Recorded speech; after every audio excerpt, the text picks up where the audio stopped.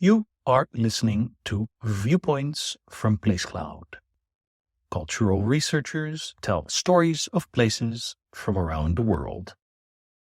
For the full multimedia experience and to support the creators you enjoy, visit placecloud.io.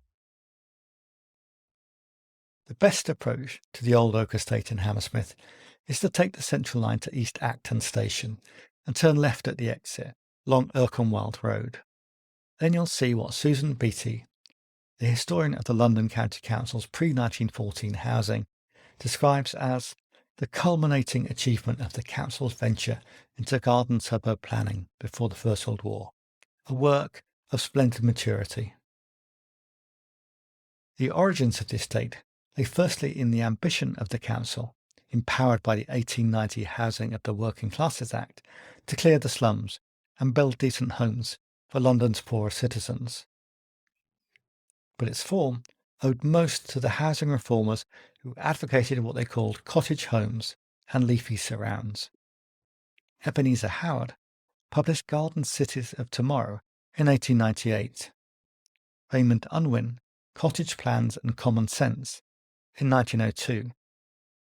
Unwin himself was appointed architect and surveyor to the Hampstead Garden Suburb Trust, which provided the most direct inspiration to Old Oak, in 1906.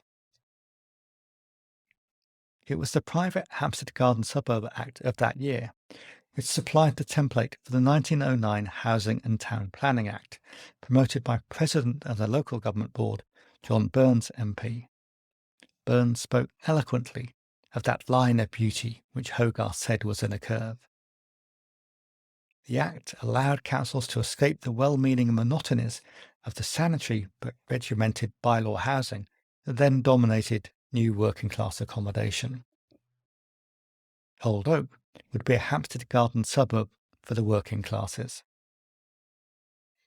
The land for the estate, 54 acres, was bought by the LCC from the Ecclesiastical Commissioners in 1905.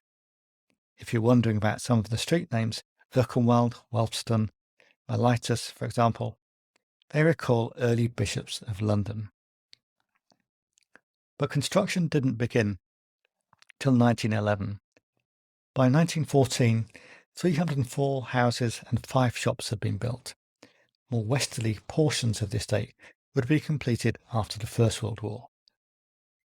What you see, particularly in the pre-war sections, is arts and crafts design of the highest order.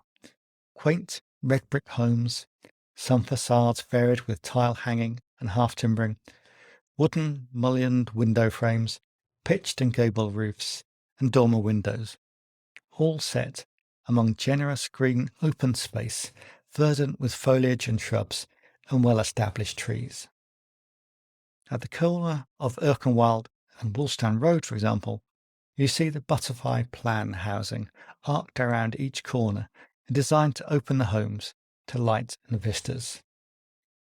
Nowadays, over half the estate, currently managed by the Old Oak Housing Association, has been bought under right to buy. But to Susan Beattie, it still represents the LCC's finest contribution to the revival of English domestic architecture. And it came some way to meeting the aspirations of John Burns in 1909, who hoped his new act would secure, quote, the home healthy, the house beautiful, the town pleasant, the city dignified, and the suburb salubrious. It seeks and hopes to secure more houses, better houses, prettier streets, so the character of a great people in towns and cities and in villages can still be further improved and strengthened by the conditions under which they live.